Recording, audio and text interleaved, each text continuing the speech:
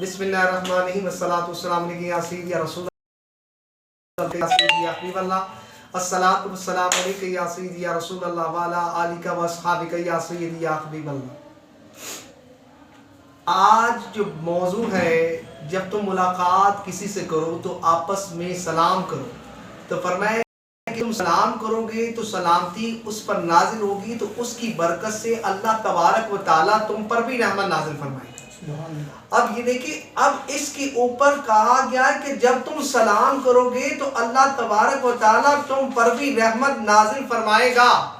اب یہاں پر سامعین سوال کر سکتے ہیں کہ یہ جو نازل کا ترجمہ آپ کس بیس پر کر رہے ہیں، کہ جس کا ترجمہ آپ نے یہ کیا کہ یہاں پر معنی ہے نازل، تو قاعدہ اور قلیہ یہ ہے کہ اب جب السلام، اب یہ عبارت اسم سے شروع ہوئی ہے، جو اسم سے شروع ہو رہی ہے وہ تو مبتدا ہو جائے گا، اعلیٰ جار ہو جائے گا، کوئی مجرور ہو جائے گا، اور جار اور مجرور ہمیشہ کسی کے متعلق ہوتے ہیں۔ اب وہ جس کے متعلق ہوں گے وہ عبارت محذوف ہے، وہاں پر محذوف عبارت نکالی جائے گی نازلت، نازل۔ اب یہاں پر جار مجرور ہمیشہ کسی کے متعلق ہوتے ہیں، تو یہاں پر محذوف عبارت نکالی نازل۔ اب نازل اسم فاعل کے اندر خوا ضمیر فاعل ہو کر اس مبتدا کے لیے خبر، مبتدا اور خبر مل کے جملہ اسمیہ خبریہ ہو جائے گا، تو ترجمہ یہ ہوا السلام علیکم، فرمایا نازل ہو آپ پر رحمت، تو ترجمہ ہوا کہ سلام ہو آپ پر، یعنی اللہ تبارک و تعالیٰ آپ پر رحمت کی بارش فرمائے، آپ پر رحمت نزول فرمائے، آپ پر فضل فرمائے، آپ پر کرم فرمائے۔ تو یہ ترجمہ، یہ سلام کا ایک جو آپ سلام کرتے ہیں اس کا ترجمہ یہ ہے کہ اللہ تبارک و تعالیٰ آپ پر رحمت کی بارش فرمائے، یہ سلام کا ترجمہ ہے۔ اب یہاں پر یہ تو ہو گیا سلام کا ترجمہ۔ اب حدیث کو جو روایت کرنے والے وہ حضرت انس رضی اللہ تعالیٰ عنہ ہیں، وہ حضرت انس رضی اللہ تعالیٰ عنہ وہ کیا فرماتے ہیں، قال رسول اللہ صلی اللہ علیہ وآلہ وسلم۔ اب یہاں پر انسی، اب یہ حروف جارہ آتا ہے، حروف جارہ اپنے ماں باپ کو کسرہ دیتا ہے، اس لیے ان نے آ کر سین کے نیچے کسرہ دے دیا، مواد کو کسرہ دیتا ہے۔ انسی رضی اللہ تعالیٰ عنہ قال رسول اللہ صلی اللہ علیہ وسلم قال لی رسول اللہ صلی اللہ علیہ وسلم یا بنی اذا دخلت علی اہلک، فرمایا یا بنی کہتے ہیں اے میرے بیٹے، فرمایا کہ بیٹے جب اذا دخلت، جب تم داخل ہو کسی جگہ پر، جب تم داخل ہو اہلی، جب تم اپنے گھروں میں داخل ہو، تو حضور صلی اللہ علیہ وسلم نے فرمایا میرے بیٹے ہو، فرمایا کہ جب تم گھروں میں داخل ہو تو تم فسلم، تو فرمایا فسلم امر کا صیغہ ہے تو تم سلام کرو، جب تم گھروں میں داخل ہو تو تم کیا کرو، سلم، سلم فعل ہے، اس کے اندر عندہ ضمیر پوشیدہ فاعل ہے، اس کا معنی کہ تم سلام کرو۔ اب یہاں پر فرمایا یکون برکات علیکا، فرمایا یہ تمہارے لیے بھی برکت ہے اور تمہارے گھر والوں کے لیے بھی برکت ہے۔ اب یہاں پر دونوں چیزیں کہ اب یہاں پر فائدہ بتایا، کام کرنا ہے، ہم عمومی طور پہ لوگ کہتے ہیں تو ہم نے یہ کام کرنا ہے، اس کام کا ہمیں فائدہ نفع کیا ہے، تو یہاں پر نفع بتایا کہ جو سلام دونوں پر، جو سلام کرے گا دونوں پر بھلا ہوگا۔ کس کا بھلا ہوگا؟ جو سلام کر رہا ہے اس کا بھی بھلا ہوگا اور گھر والوں پر بھی رحمت ہوگی، گویا دونوں پر رحمت کی بارش نازل ہوگی، دونوں پر رحمت کی بارش آئے گی۔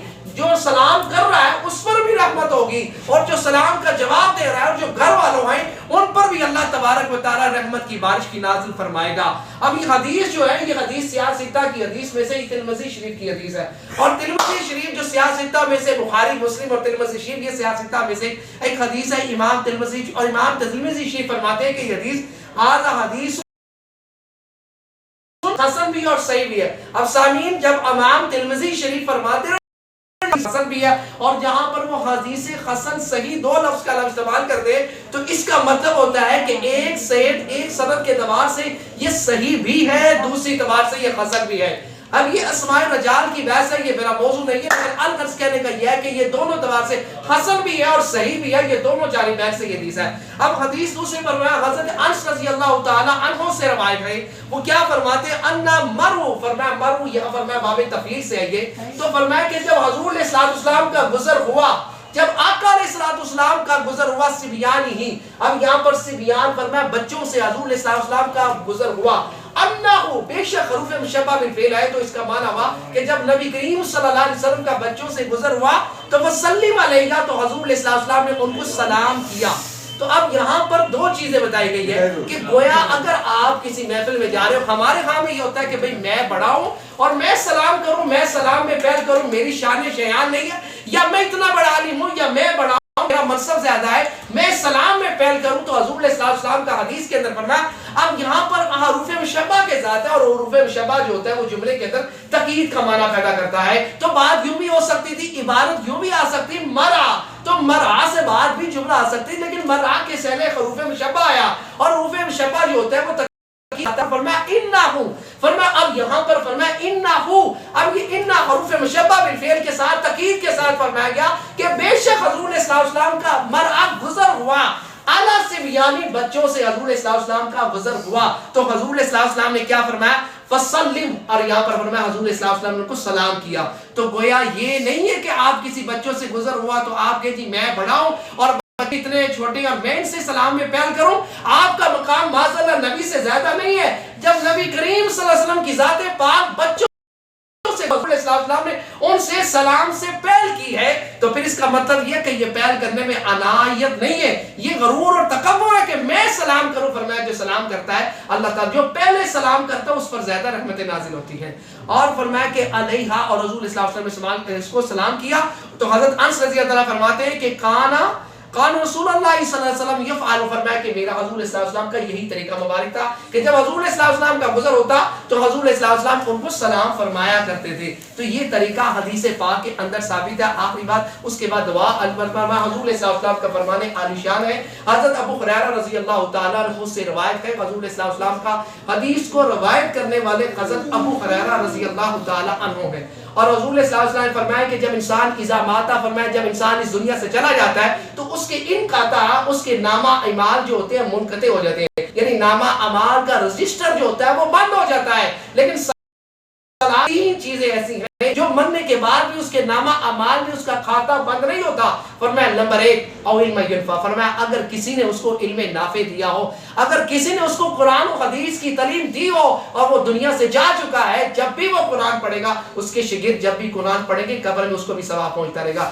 یا اس نے کسی کو فقہ یا حدیث یا کوئی بھی فنون پڑھا دیا ہے، اب وہ دنیا سے پڑھا کر جا چکا ہے، لیکن فرمایا کہ جب وہ جا چکا ہے جب بھی اس کا شاگرد جب بھی پڑھائے گا وہ آگے شاگرد پیدا کرے گا، وہ دیوا چراغ در چراغ چلتا رہے گا، وہ کھاتا اسی کے نامہ اعمال میں چلتا رہے گا جس نے اس کو بنایا تھا، کیونکہ اصل معمار تو ہی تھا، اصل مواد وہ تھا جس نے اس کو تیار کیا ہے۔ تو فرمایا کہ مرنے کے بعد بھی اسے ثواب پہنچتا رہا جس نے کسی کو اچھی تعلیم دی اور بعد میں وہ دنیا سے چلا گیا تو اس کا فائدہ اس کو مرنے کے بعد بھی ہوا۔ اور دوسرا فرمایا یا اس نے صالحہ، یا اس نے نیک اولاد چھوڑ دی ہے، تو فرمایا کہ مرنے کے بعد اس کا بھی ثواب اسے پہنچتا رہے گا۔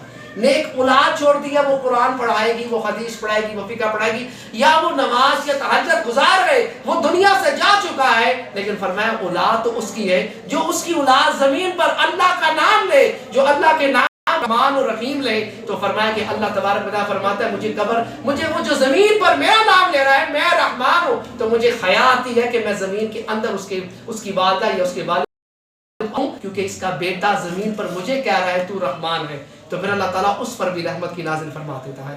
تو وہ اب نیک صالح اولاد، یا اس نے کوئی مسجد یا کوئی مدرسہ تعمیر کرا دیا ہے، تو قیامت تک جب بھی نماز پڑھی جائے گی فرمایا تب تک اس کے نامہ اعمال میں نیکیاں لکھی جائے گی۔ اور یہاں پر شرط یہ ہے کہ وہ جو مسجد بنائی ہے وہ فقط اللہ کی رضا کے لیے ہو، کیونکہ یہ بات بھی ہے عمومی طور پہ عمومی طور پہ بعض ایسے اعمال ہوتے جو بظاہر دیکھنے میں نیک ہوتے لیکن حقیقت میں اللہ کی بارگاہ میں اس کو کوئی مقام نہیں ہوتا، کیونکہ وہ دیکھنے میں نیک ہے لیکن نیت میں کھوٹ ہے، نیت میں ریاکاری ہے، تو نیت میں ریاکاری کی وجہ سے وہ سارے اعمال رد ہو جاتے ہیں۔ تو یہ جو اسی حدیث پر میں نے ختم کرنا ہے وہ حدیث کیا ہے؟ فرمایا من بنا للہ مساجدہ۔ اب یہاں پر سامعین، یہاں پر جو من ہے من شرطیہ ہے، اور من شرطیہ کا مطلب اس کا سادہ لفظوں میں ترجمہ کیا ہے کہ جس نے فقط اللہ کی رضا کے لیے مسجد بنائی۔ تو یہاں من شرطیہ کا ترجمہ کیا ہوگا کہ جس نے فقط اللہ کی رضا کے لیے مسجد بنائی۔ تو پھر جب اللہ کی رضا کا اس کا مطلب ہے دکھاوے کے والے کے لیے، یہ بات نہیں ہے۔ دکھاوے والے کی چھٹی ہو گئی ہے، کیونکہ یہاں من شرطیہ ہے اور شرط کے بعد جزا آتی ہے، تو جزا تبھی ملے گی جب شرط پائی جائے گی. اور شرط کیا ہے کہ فقط اللہ کی رضا کے لیے اگر مسجد بنائی ہے تو پھر کیا ہوگا؟ بنا اللہ جاتی. فرمایا کہ حضور صلی اللہ علیہ وسلم نے فرمایا کہ اللہ تبارک و تعالیٰ اس کا گھر فی الجنتی، اس کا گھر جنت میں بنائے گا. فقط رضا، اللہ کی رضا کے لیے ایک اینٹ بھی لگا دی، ایک اینٹ بھی لگا دی ہے، ایک اینٹ لگا دی، ایک پتھر بھی لگا دیا، یا بجری سیمنٹ کسی بھی سلسلے میں آپ نے مسجد میں تعاون کیا یا مدارس میں تعاون کیا تو فرمایا کہ اللہ تعالیٰ اس کا گھر جنت میں بنائے گا. تو یہ فرمان رسول علیہ الصلوۃ والسلام ہے. اور حضور علیہ السلام نے فرمایا، حضرت ابو ہریرہ سے روایت ہے، اور حضور علیہ السلام نے فرمایا اے میرے صحابہ، جب تمہارا جنت کی کیاریوں سے گزر ہو، جب تمہارا جنت کی کیاریوں سے گزر ہو تو فاکل اس سے کچھ کھا لیا کرو. اب صحابہ نے پوچھا آقا ہم دنیا میں رہتے ہیں، اب دنیا میں رہ کر ہم کیسے کھائیں گے؟ ظاہری بات ہے جب جنت میں جائیں گے تب تو اس میں سے کھا لیں گے، ابھی تو ہمارا گزر دنیا میں ہے، تو جو دنیا میں رہ کر وہ جنت سے بلا کیسے کھائے گا؟ تو نبی کریم صلی اللہ علیہ وسلم نے فرمایا جہاں پر اللہ اور اس کے رسول کا ذکر ہو رہا ہو، فرمایا اجلس، وہاں پر بیٹھ جانا، وہاں پر بیٹھ جانا، وہاں پر ذکر کرنا، وہاں پر ذکر سننا. فرمایا وہ ایسے ہی ہے جیسے جنت کی کیاریوں سے کھائے. سبحان اللہ. تو یہ حدیث ہے، اور یہ حدیث کوئی راوی، یہ کوئی عام حدیث نہیں ہے، حدیث یہ بخاری کی حدیث ہے، اور حدیث کو روایت کرنے والے حضرت ابو ہریرہ رضی اللہ تعالی. اور میں کہ جب تمہارا جنت کی کیاریوں سے گزر جانے کا دل چاہے تو وہاں پر چلے جاؤ جہاں پر اللہ اور اس کے رسول کا ذکر ہو رہا ہے، اور جہاں پر اللہ رسول کا ذکر ہو رہا ہے وہاں پر بیٹھنا، وہاں پر سننا. فرمایا ایسا ہی ہے جیسے تم نے جنت کی کیاریوں سے تم نے کچھ کھایا ہے.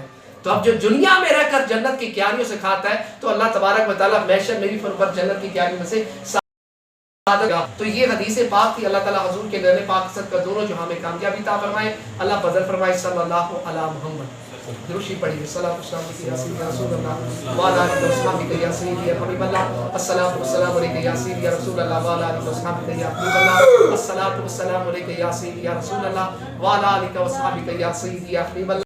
الصلاۃ والسلام علیک یا سیدی رسول اللہ وعلی آلہ وصحبہ یا حبیب اللہ. ایک مرتبہ الحمدللہ، 3 مرتبہ سورۃ اخلاص اب اللہ درود پڑھ کے میری مل کے تھی.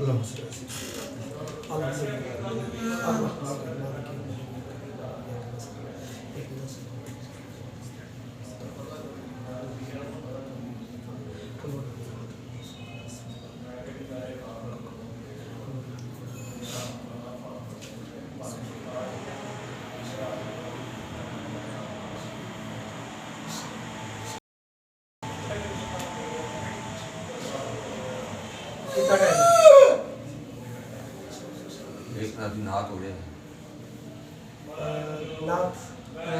چلے دعا کے بعد اللہم صلی اللہ سیدنا مولانا محمد وبارک وسلم. یا رسول اللہ انظر حالنا، یا حبیب اللہ اسمع قالنا، اننی فی بحر غم مغرق خذ یدی ساخرنا اشکالنا.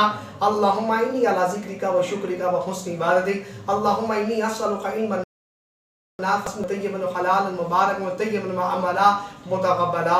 مولا ہم نے تیری ذات کے لیے، تیری خوشبودی کے لیے بخاری کی حدیث، اور ہم نے فقط تیرے ذات کے لیے، تیری خوشبودی کے لیے حدیث پاک پڑھی. اور حدیث پاک پڑھنا دونوں جہاں میں کامیابی کا ذریعہ ہے، دنیا میں بھی کامیابی کا ذریعہ ہے، اور آخرت میں بھی کامیابی کا ذریعہ ہے. کیونکہ نبی کریم آقا علیہ السلام کا فرمان ہے کہ تم میں سے، اس میں تفضیل کا صیغہ فرمایا، تم میں سے سب سے افضل، سب سے بہتر وہ ہے خیر.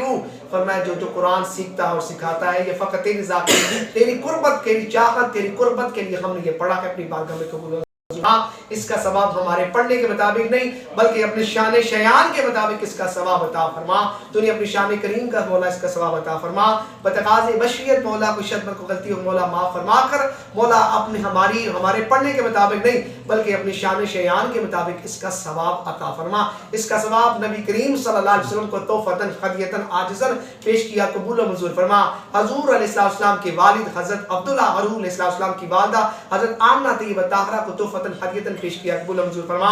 تمام انبیاء کرام کو توفتاً خدیتاً پیش کیا، قبول و منظور فرما. تمام انبیاء کرام کے والد اور والدہ کو توفتاً خدیتاً پیش کیا، قبول و منظور فرما. تمام انبیاء کرام کے صحابی و صحابیات کو توفتاً پیش کیا، قبول و منظور فرما. بالحضور نبی کریم صلی اللہ صحابی کو تو فتن پیش کیا قبول و منظور فرما. خلفاء راشدین حضرت ابوبکر صدیق، حضرت عمر فاروق، حضرت عثمان غنی رضی اللہ تعالی عنہ، حضرت مولا علی مشکل کشا کو تو فتن رضی اللہ تعالی عنہما کو تو فتن پیش کیا قبول و منظور فرما. اشرف مبشر صحابی کو پیش کیا قبول و منظور فرما. امہات المومنین کو تو فتن خدیجہ پیش کیا قبول و منظور فرما. تمام صحابی اور تمام تابعی، تمام تبع تابعین اور تمام صحابی اور تمام صحابیات کو تو فتن خدیجہ پیش کیا قبول و منظور فرما. ہمارا یہ پڑھنا اپنی بار میں قبول و منظور فرما. مولا اس کے بعد جتنے بھی اولیاء اعظام اور یہ کرام اس دنیا سے جا چکے تمام کے حق میں دعا کہ مولا تمام کو اس کا ثواب عطا فرما. اس کا ثواب داتا حجویری رحمۃ اللہ تعالیٰ نے، پیر مہر علی شاہ صاحب اور میرا حسین رحمۃ اللہ تعالیٰ نے، مادو لال حسین شہباز قلندر اور گولڈ شریف والے مولا جتنے بھی اولیاء کرام، اس کا ثواب قاضی علم الدین ممتاز قاضی، اس کا ثواب مفتی عبداللطیف جلالی صاحب، اس کا ثواب عبدالتواب صدیقی صاحب، اس کا ثواب مفتی گل عتیقی صاحب، اس کا ثواب امیر المجاہدین استاد محترم خادم حسین رحمۃ اللہ تعالیٰ کو تو فتن پیش کیا قبول و منظور فرما. اس کے بعد اس دنیا سے جتنے بھی صحیح عقیدہ دنیا سے جا چکے ہیں، جن کے حق میں کوئی دعا کرنے والا نہیں، ان کے حق میں بھی ہماری دعا قبول فرما. مولا ان کے بھی حق میں ہماری دعا قبول فرما، اس کا بھی ثواب عطا فرما. بالخصوص یہ جس کے لیے یہاں پر اکٹھے ہوئے ہیں محرومہ والدہ کے لیے، مولا ان کی قبر پر کرو رحمتوں کا رسول عطا فرما. حضور علیہ السلام کے رہنے پاک صدقہ ان کی رحمت کی بارش فرما، ان کی قبر کو کشادہ فرما. ان کی بتقاض بشر کو غلطی ہو گئی مولا، یہ قرآن پاک پڑھا گیا، حدیث پڑھا گیا ہے مولا، اس کی بارگاہ میں مولا اس کی برکت سے مولا ان کی قبروں کو نور اعلیٰ نور فرما. مولا انہیں قال رسول اللہ کی تعلیم دی ہے اور اول سے لے کے آخر تک دور حدیث اور تمام دینی فنون پڑھائے مولا. اس دینی فنون کا مولا میں نے ان کا حق میں اس کی جزا نہیں دے سکتا مولا، تو اپنی شان کریم کا صدقہ مولا اس کی اعلیٰ جزا عطا فرما. جو انہوں نے مجھ پر محنت کی ہے، دینی تعلیم دی ہے مولا، اس کی جزا مولا قیامت کے دن، حشر کے دن، قبر کے دن مولا تو اعلیٰ جزا عطا فرما. اس کا اعلیٰ انعام عطا فرما، اس کا اعلیٰ نام فرما، اس کا اعلیٰ نام فرما کہ ان کی قبر کو وسعت عطا فرما، ان کی قبر کو کشادہ فرما، ان کی قبر پر حضور علیہ السلام کی خصوصی نگاہ، خصوصی توجہ نصیب فرما. مولا انہوں نے مجھے نبی کریم صلی اللہ علیہ وسلم کا میراث بنایا، انہوں نے نبی کریم صلی اللہ علیہ وسلم کا وارث بنایا ہے، تو مولا اس وارث کا حصہ کہ مولا والدہ کو بھی حصہ عطا فرما.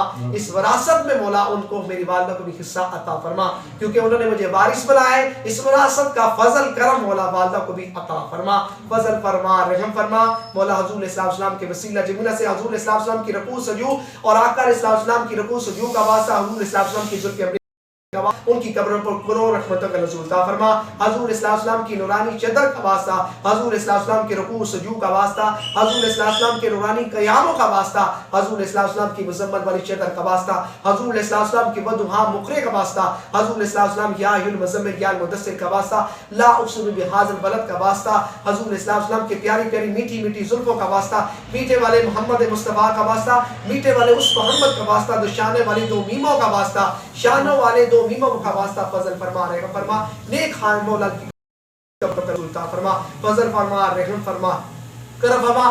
آخر میں دعائے مولا ہمارے گناہ پانی کے قطروں سے زیادہ، ریت کے ذروں سے زیادہ ہیں، لیکن مولا تیری رحمت کے آگے کچھ ایسے نہیں دیتے، تو ہمارے گناہ کی طرف نہ دیکھ، تو اپنی رحمت کی طرف دیکھ. ہمارے گناہ معاف فرما، تیری رحمت کے آگے کچھ ایسے نہیں تھے، ہمارے گناہ معاف فرما، باقی ایماندار زندگی تاخنا متاخنا فرما. مرنے سے پہلے مدینے پاک کا دیدار فرما. لا الہ الا اللہ محمد رسول اللہ صلی اللہ علیہ وسلم، صلی اللہ علیہ وسلم.